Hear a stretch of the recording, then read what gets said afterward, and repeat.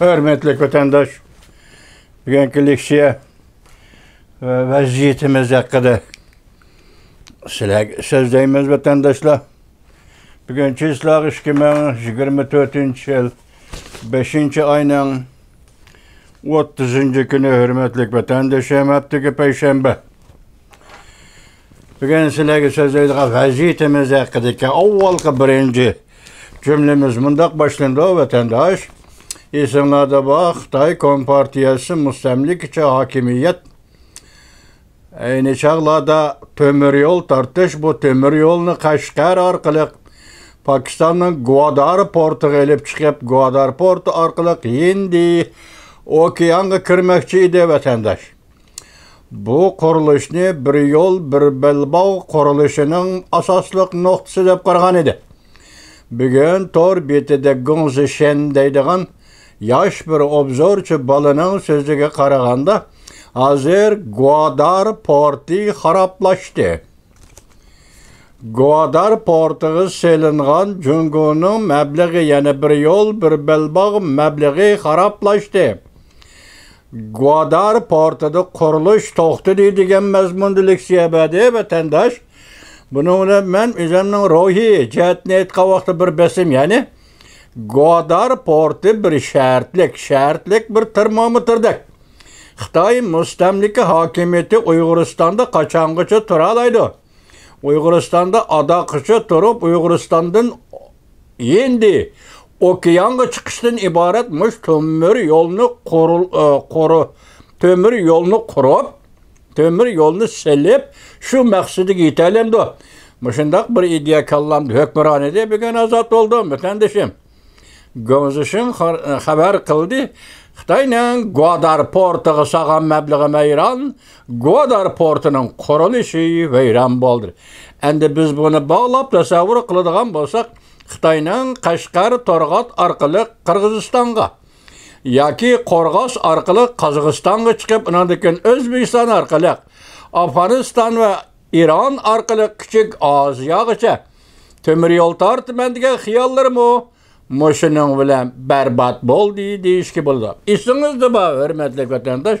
2023 yıl 5. ayının 9. 10. günleri 20 devlet yığını Hindistan'ın yeni Dehli şehirde açıldı. Şu vaqtda karar elip yakın muhakeme kılıp Amerika Qo'shma Shtatlar, Saudiya Arabiston, Hindiston qatorliq devletler bu yolni yani O'rta Osiyo bo'ylab O'rta Sharqcha tortildigan temir yolni qurmoqchi bo'lgan edi. Bu plan behud o'tirib qo'yilgan emas. Bu plan ishga tushdi, cho'qim ishga kirishtirildi. Ve bu yol cho'qim shunda tortildi vatandaş. Bilen onun oldida Gwadar portunun xaraplashganligi va Jungo Kompartiyasining yoki Jungo Kompartiyasi Gubernatör hakimiyetinin müstemlike Uyguristan'daki hükmürallığının asasının haraplaşkanlığını görüspedi vatandaş. Yakında Erken Asya Radyosu'da anlayan bir haberimde ne mi değildi desiniz aynı çağda. Mesela Uygur kırgınçılığı başlangan çağlarda. Mesela Uygur'un kurallı kısımları Uygur'u bastırış ilan kılgan çağlarda 18. yıllarda. 2018 yıllarda oturup koyulgan Şinjan Uygur Abdunum rayonunun yer üstü yer baylıklarını hemmisi çıraylık nam bilen Jungo'daki 19 ülkemi şunda 9 ülkemi şu ülkeye beraber tangdigidek bölüp berip bu yerlerde terakkiyat ve işlep çıkarışın ilgili sürüş deydiğen siyasetini Xitay oturup koygan idi. Akşamki haberlerde görüşümçe hazır, bunu biz şu kısmen teşkillik ve rayon karakterlik bulançılık deyip ataydıgan bolsak, hazır bu siyaseti emelden kaldırıp umumiyizlik, halıga yani bulantalan kılışka, halıgan cayını Uyguristan'da, müstemlik Uyguristan'da etişki bulantalan kılışka, koyuyordu vatandaş. Bunu da siz demini görüyorsunuz. Xitay müstemlik aparatı. Xitay müstemliki sistemisinden muşu küllerden başlap Uyguristan'da yemirilgenligini Körübelen vatandaş elbette şundak boladı. İktisat siyasetin merkezlik ifadesi. Siyaset kandak bolsa iktisat şundak. İktisat kandak bolsa siyaset şundak. Müstemlike rayında bulançılıktan başlayan eken demek senin bir yerden ketediğinin bir yerini taşlap çıkıp ketediğinin tahkiklendi. Yani mukamlaştığı degen gep vatandaşım. Hazırkı vaziyetler manımı şu. Ondan başka ma vaziyetlerge dikkat kılıp yok kendileri kısa haberler degenlerimizni unutup kalmaylı vatandaş neme deydi dan. Amerika Qo'shma Shtatlari Moliya ministri Valli Adimov Ukrayna Kiyev'de ziyaretde bulup Ukrayna'nı davamlı qo'llaydiganligini bildirdi. 5-ayning 30 kuni Amerika ovozida berilgan xabar. Yani şu, mesela Ukrayna'nın Amerika'da okuğa ve bugün okuş bitirgen bir türküm uçukçuları F-16 aeroplanını meşgullendirip, ügünüp, heydeydiğen bir türküm uçukçular okuş bitirdi. Bula endi Ukrayna'ya qaytıdı. 5-ayning 30 günü bu Amerika'da avazdan haberi.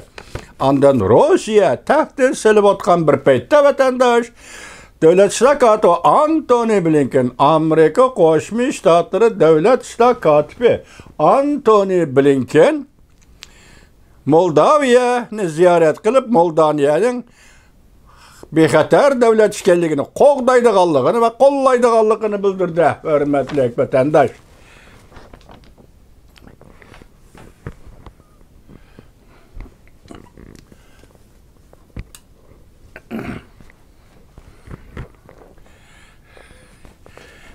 Çırakı bek dikkat kıldığım bop oldum o keçiren vatandaş. Moldoviyaning bexatarligi va erkinligini Amerika Qo'shma Shtatlarining qo'llaydiganligini bildirdi. Shundan ekan Xi Jinping hozir ziyoratga yetib kelgan Arab davlatlari, Arab qo'ltig'idan ziyoratga yetib kelgan Arab davlatlarini Beijingda kutib olib, doklad verib, leksiya so'zlab degandek. Qarasınız sahnede prezident numa, reis Xi Jinping so'zlab o'tadi. Pastda Arab davlatlari o'quvchilar ders anlagandek anglab o'tiribdi. Diplomatiyada mushuning bir haqorat ekanligini Arab davlatlari bilamdiganda bu to'g'rida sizlarga ata leksiya tayyorlaymiz. Bu 5-ayning 30 kuni Amerika ovozining Xitoy tilida berilgan xabar. Ondan keyin hozir bugun latin Hong Kong'da asli 47 nafar, bunun içinde sotlangan kişi, bunun içinde 14 nafar Shangang yani Hong Kong pan demokratizmchi arboblarga adliya sot e'lon qilish yig'ini ochildi. Bu yig'inda hozir hisobda 4-5 nafar kishiga muddatsiz qamoq jazosi berish. Hatta bunun nima deysiz, ichkari Xitoydagi adliya sistemasini o'zi Hong Kong so'zda ko'chirib kelgandek. Yoki Hong Kong to'g'risida vatan nima davlat amonligi deydigan bir qonun e'lon qilib, shu qonunning ro'yi bo'yicha bugun bu kishilarga sud e'lon qildi vatandoshim. Bugungi qisqacha xabarlarimiz shu yergacha. Endilikda sizlarga so'zlaydigan xabarimiz nima desangiz, Tünigilletin biz nima dedik? İqtisad dedik. Pul muamele dedik. Şunama leksiya ve tahlilimiz nima dedik? 3 bosqich. Birinchi bosqich jug'lanmani yoki davlat xarjisi xajlab tugutish. Ikkinchi bosqich jamiyatga qarta bulangchilik, talangchilik qilish. Üçüncü bosqich kelgusidagi manfaat va foydani spirlashtirib xajlash. Hozir xarajat qilish. Bu xandallıqning yemirilishinin, gumron bo'lishinin halqiliq bosqichlari degan nuqtadan leksiya so'zlik va muhokama qildik vatandoshim. Hozir bugun Jungo'da nima ish bo'ldi? Masalan, Jungo'ning vaziyati shu bo'lsa, bugun Jungo'da hozir ikki masala bo'yicha, biri pul muomala sohasi bo'yicha, ikkinchisi uning oldida va dastlabida qayrilani kutish sug'urta meselesi, yani qayrilani beqish meselesida xarajat kamayganligini Jungo markaziy televiziya stansiyasi e'lon qilganda hozir bu masala buning jamiyatiga ta'sirining qanchalik ekanligini biz hozir faraz qilolmaymiz, lekin Jungo kompartiya hukumatini jiddiylashtiradi. Demek bu mesele emniyet tünümüzün bilgen tok maliye meselesiydi. Maliyedeki bu ciddilik hazır Cumhur Kompartiyasını ciddileştiriyor. Bunun misal üstü nemini sözleyimiz deseniz tünügen kişine. İdeologiya ve eğizli sözlülük deseniz bugün endi Cumhur Kompartiyasının sekreteri Xi Jinping Beijing'de sakçılığını bir vasıta hareket keltiriş notku sözlep amallıklı qoğdaş. Demek Cumhur vaziyetinin bunundan endi qayyaga yetip kelganligini ko'rib olasiz. Tününkiler maliyeye münasebetlik vaziyet bugün siyaset ve bastırış tegishlik münasebet. Yani hazır sakça organlar cay-caylardan bütün memleket boyunca Beijing'e toplanıp ulanı Reis Xi Jinping kabul kıldı. Reis Xi Jinping hem 2-3 nefer siyasi büro azasını yetilip berip bu sakçılığa seferberlik, muqimlikni saqlash to'g'risida seferberlik yig'ini ochdi vatandosh. Demak, buningda siz shuni ko'rib olasiz yana Cungudagi vaziyatdan qayerga kelganligini. Buningga ustilab va to'pilab degandek bugun Amerika ovozi video film ishlash gruppasi, Xitoy til gruppasi berilgan bir xabarda bir nafar saqchi, Xitoy saqchi Beijing Tiananmen yani Tiananmen Zhongnanxayning darvozasi oldida yerga yiqilibdi. Bu kishini taksi haydagan bir kishi mashina bilan uribdi. Saqchilar patparaq buni qutuldiramiz deb ahvol, ya'ni fuqarolarning mashinasi, taksi mashinasi saqchilarni urib yiqitdi desangiz, bu boshqa mamlakatlardami shunday sezgur masaladir. Lekin Jungodek davlatda bu intayin sezgur masala vatandosh. Saqchini maşina urup yıkıptı. Bu mu? Bugünkü vaziyetden bir tarafa vatandaşım. Endi bu yığın katnaşkanlar kim deseniz Li Shi qatarlıqlar, Deng Xuexiang qatarlıqlar, Tsai Xi Jinping, Li Qiang qatarlıqlar bular daimi komitetinin a'zolari. Bundan başka katnaşkan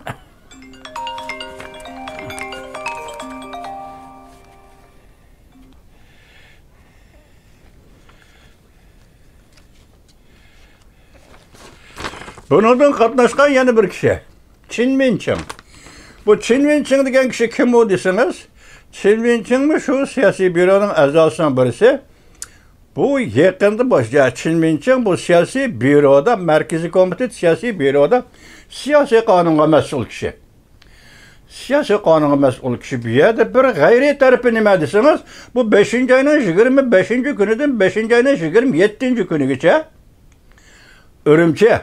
Yani gubernatörlük aslındaki payitaxt, Uyg'uristonning payitaxti Ürümçi. Müstemlik Uyg'uristonni ziyorat qilgan gap buni. Erkin Osiyoning Uyg'ur bölümünden ko'rib qoldi, vatandosh. Oldirab, tinib, Ürümchiga berib, uyani ko'rib bo'lib, tekshirib bo'lib, ondan Beijingda bu yig'in etish yoki bu yig'in nutq so'zlash. Yoki siz elib aytganda hozir Cumhur Kompartiyasi Merkezi Komitet darajalik kadrlar Ürümchiga, mustamlika Uyg'uristonning poytaxti Ürümchiga qatirab qoldi ya vatandosh. Biz 5. ayning 7. 8. kun nima dedik? Cumhurning vaziri Li Qiang Ürümchiga kelib, mustamlika Uyg'uristonga kelib, Alatau eg'izini ko'zdan kechirdi. Shuningdan keyin Qo'rg'os eg'izini ko'zdan kechirdi dedik. Bu Qo'rg'os eg'izi, Alatau eg'izi bu chegara qismlari.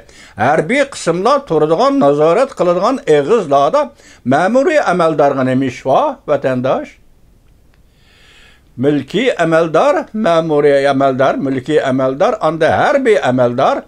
Bunda tekshirishni harbiy amaldor elib boradi, chegara eg'izini tekshirishni. Mulkiy amaldor nimishqa bu yerga kelib, qatirab kelib tekshirish elib bordi deb savol qo'ydik vatandosh.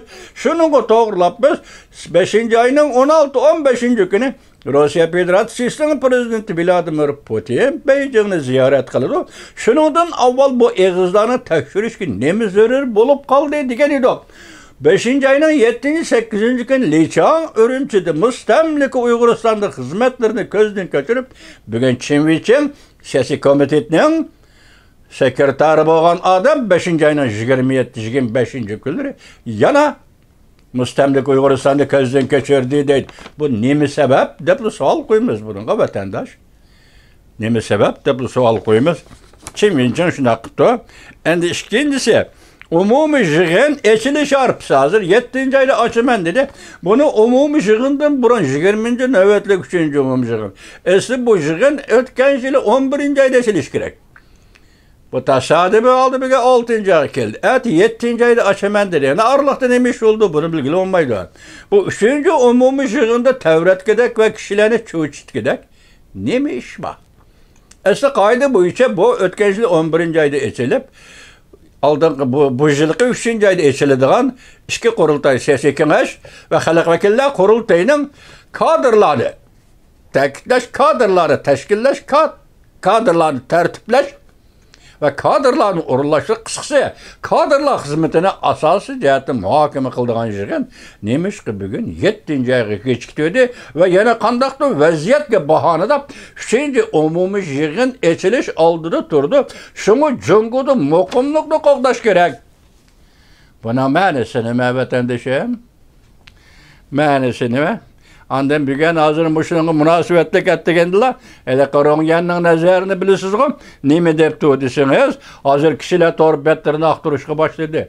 Kayni izlashga başladı. Yani xabar ko'rimiz deb aldirashga başladı. Bunun ma'nosi Jungoga hazır boran chapqun yetib keldi.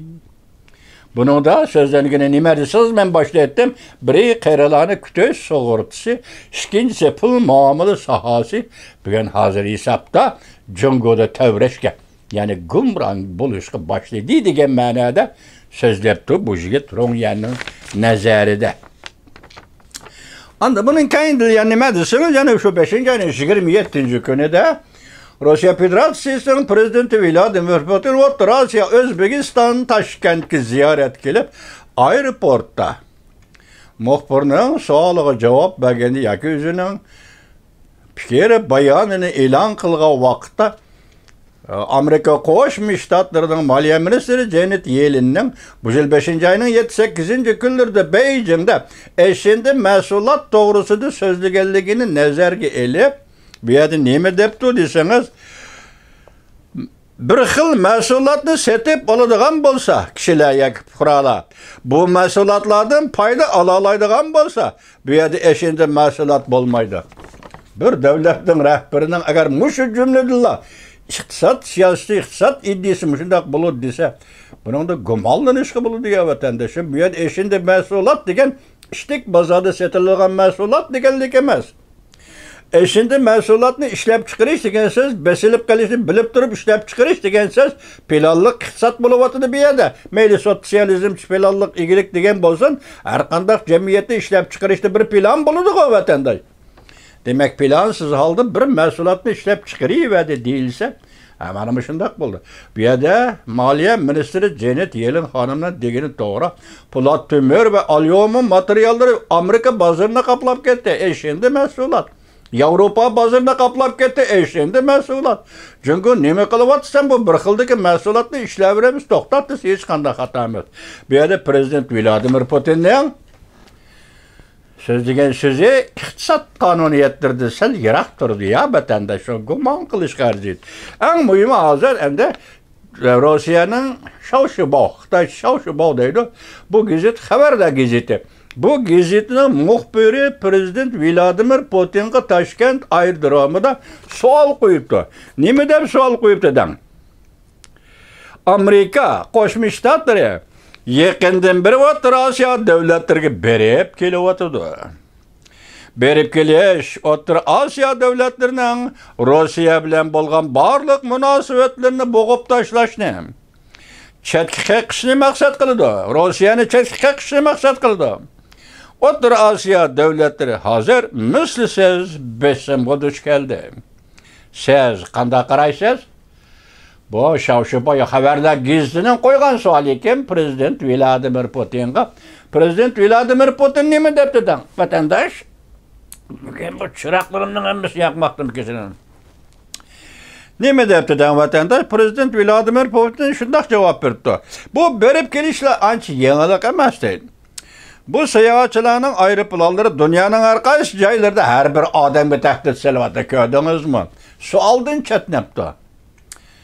Savoldan chetnabdi. Amerika Qo'shma Shtatlari O'rta Osiyo kelyapti. Bu aeroplanlarda uçup kelish, o aeroplanlar dunyoda boshqa ellarda qaysi bir yerga xatarlik yoki tahdid selayotgandek, O'rta Osiyoga ham tahdid selayotdi, bunday emas. O'rta Osiyoga tahdid qachon yetib kelgan edi prezident Vladimir Putin 1853-yili. 19-asrda mustamlikachilik davrida tahdid O'rta Osiyoga yetib kelgan edi.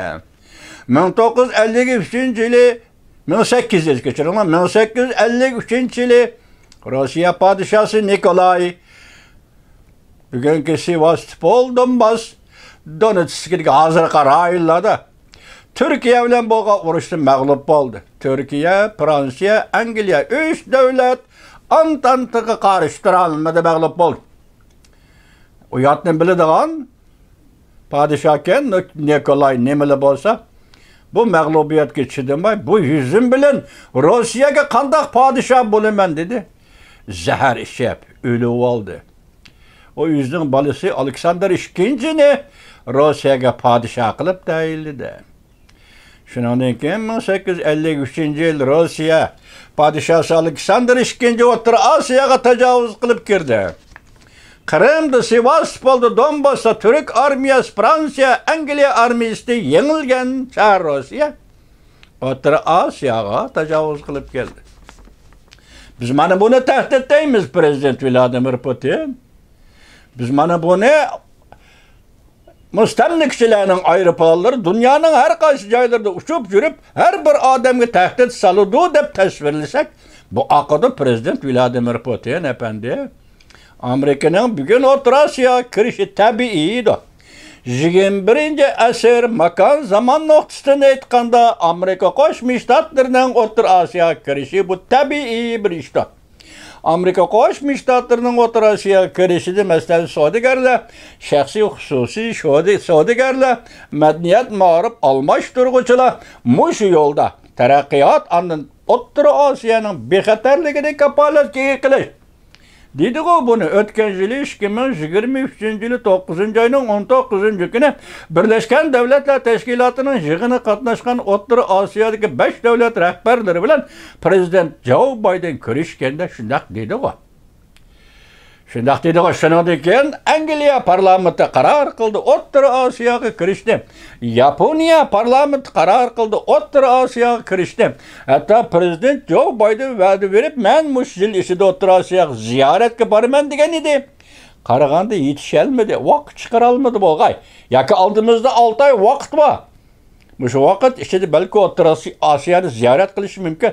Bu, şuna başta aytganimizdek, Amerika Qo'shma Shtatlarining O'rta Osiyoga kirishi bu tabiiy ishdir.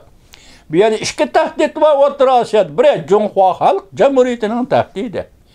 İkincisi Rossiya Federatsiyasining tahdidi va avvalgi Sovetlarning tahdidi va avvalgi Çar Rossiyaning tahdidi. Bugun bu tahdid tugish kerak. Bu tahdid ikki jangir davlatning tahdidi, Rossiya Jungoning tahdidi. O'rta Osiyo tugash uchun Amerika Qo'shma Shtatlarining tashqi siyosati O'rta Osiyoga kirish kerak.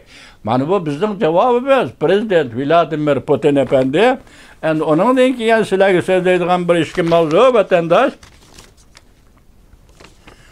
Masalan, G'arb dunyosining harbiy qurol-yarog'larini ishlatib Rossiyaning ichki joylariga hujum qilish degan tunuga sizlarga so'zlab bo'ldik vatandosh. Bunda mundaq bir mavzu kelibdi. G'arbning harbiy qurol-yarog'lari bilan Rossiyaga hujum qilish to'g'risida Amerika matbuotlari mundaq ko'rsatdi. Ukrayna, Kiev belki prezident Vladimir Putin'ning degini bo'yicha urush to'xtatishga ma'qul bo'ldi.